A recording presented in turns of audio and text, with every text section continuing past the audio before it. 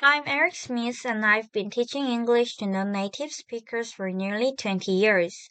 One common problem I've seen is students not speaking because they are afraid of making a mistake. Whenever I see a student handcuffed by his or her inability to speak standard English, I ask myself, is speaking standard English really that important? These days, English functions as a tool for global communication. Traveling through airports, I'm always struck by how many conversations between strangers are taking place in English, even though it's not the first language of either of the speakers. A Korean airline worker might be answering the questions of a French passenger in English, or a Vietnamese man might be using English to discuss the local food with a woman from as a Egypt.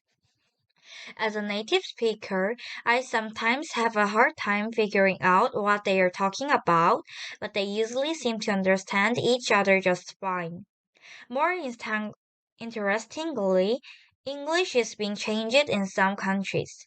People in different countries modify it to make it fit their native culture. In Malaysia, for example, people speak a dialect they call Manglish, which is English combined with bits of Chinese and Malay. In particular, the word law is often used.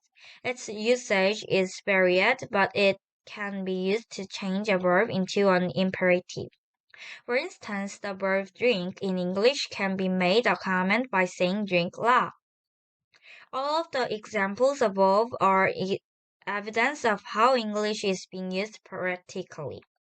Don't get me wrong, I still think it's very important for students to learn how to read and write standard English.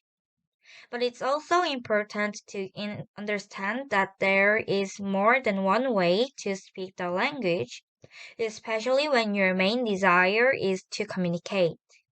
Students who learn to switch back and forth between standard English and practical English will be best prepared to succeed in our global future. Thank you for listening.